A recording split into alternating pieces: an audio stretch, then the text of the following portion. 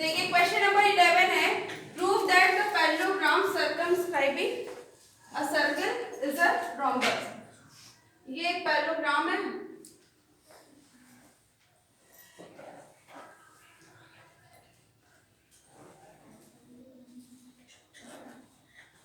और इसके अंदर एक सर्कल सर्कमस्क्राइबिंग है। फिगर थोड़ा सही नहीं है, ठीक है ना। ये है, पहले इसका नाम हम दे देते हैं A B C D. A B C D क्या है? एक पैरेललोग्राम। पॉइंट ऑफ कांटेक्ट देखिए ई एफ जी और एच, ये क्या हो गए? पॉइंट ऑफ कांटेक्ट हो गए।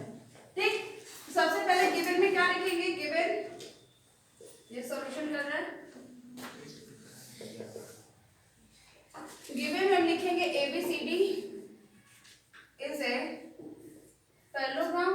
इस तरह भी लिखते हैं ना पैरेललोग्राम को, ठीक है। And circle, a circle with centre O, circle का सेंटर क्या मान लेते हैं हम? O, with centre O, circumscribing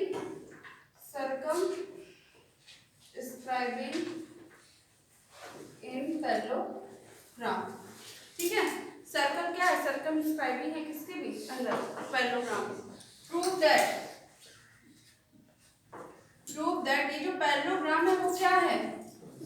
parallelogram ABCD is a rhombus.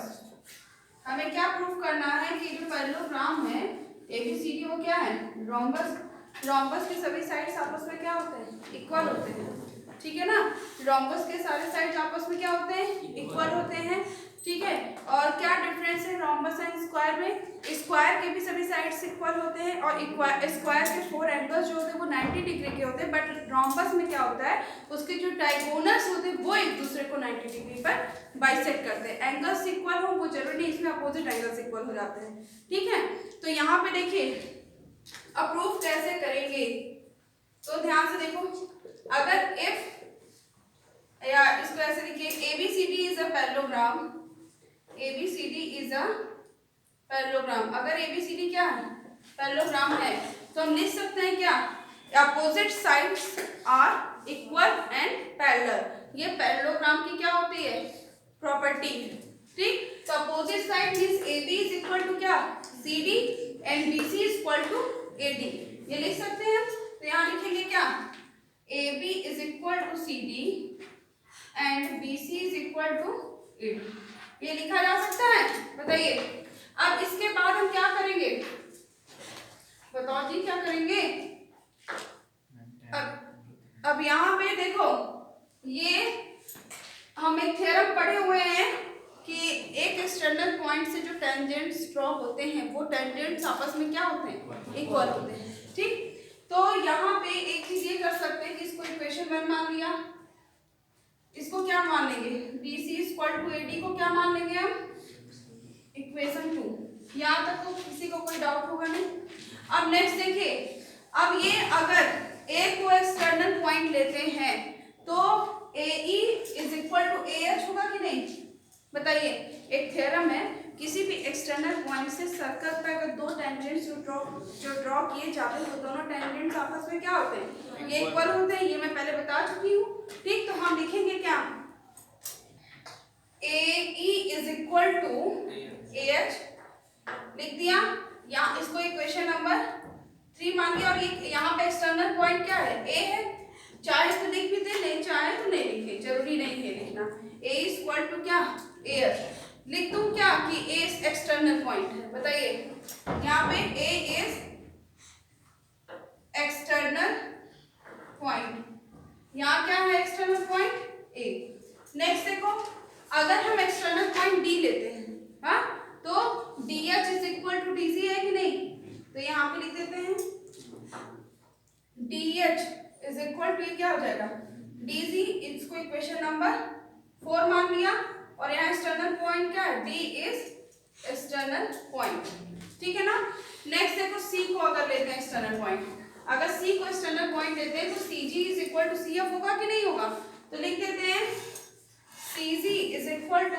CF, इसको बना लेते हैं क्या, इक्वेशन नंबर 5। और यहाँ एक्सटर्नल पॉइंट क्या है, C इज एक्सटर्नल पॉइंट। फिर अगर हम क्या लेते हैं, B को एक्सटर्नल पॉइंट लेते हैं, तो ये BF is equal to BE होगा, तो लिख देते हैं BE is equal to BF, equation number 6 हो गया ये। और यहाँ एक्सटर्नल पॉइंट क्या है, B is an external point, यहाँ पे एन एक्सटर्नल पॉइंट कर लेना, ठीक है ना। अब ध्यान से देखिए, अगर हम इन इक्वेशंस को आपस में क्या करते हैं, ऐड करते हैं,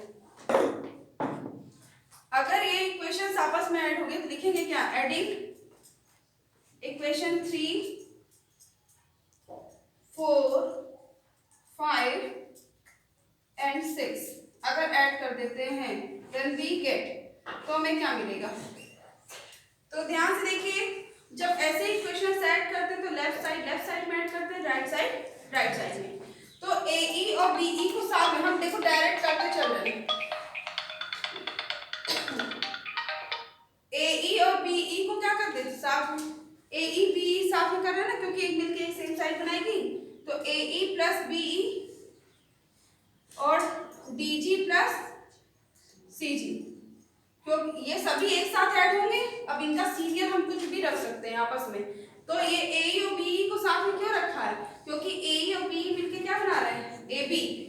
ध्यान से देखो यहाँ पे AE और BE क्या मिलके बनाएंगे, AB, और हमने किसको साथ में रखा है, DG और GC, ठीक है। तो ये क्या हो जाएंगे, CD बनाएंगे। तो हम चाहे सीरियल में भी रखें और चाहे तो इस तरह भी रख दें, क्योंकि हमको साइड्स चाहिए, ठीक है। अब इसके इज इक्वल टू में देखो AH और DH मिलके क्या बनाएंगे, AD। अब इनको, अब हम राइट साइड वाले को ऐड कर रहे हैं, तो क्या होगा, AH plus DH plus CF plus BF, ठीक। तो AE ये मिलके एक साइड, ये एक साइड, ये दोनों क्या मिलके बनाएंगे, एक साइड बनाएंगे।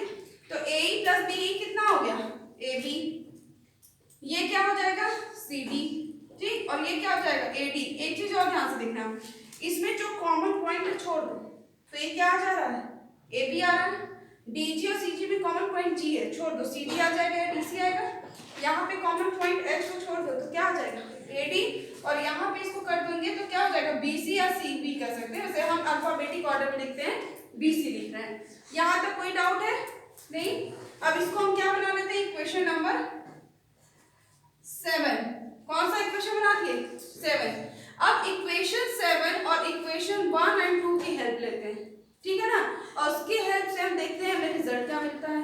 तो लिखेंगे क्या, from equation 7, equation 1 and equation 2 we get, क्या मिलेगा हमको।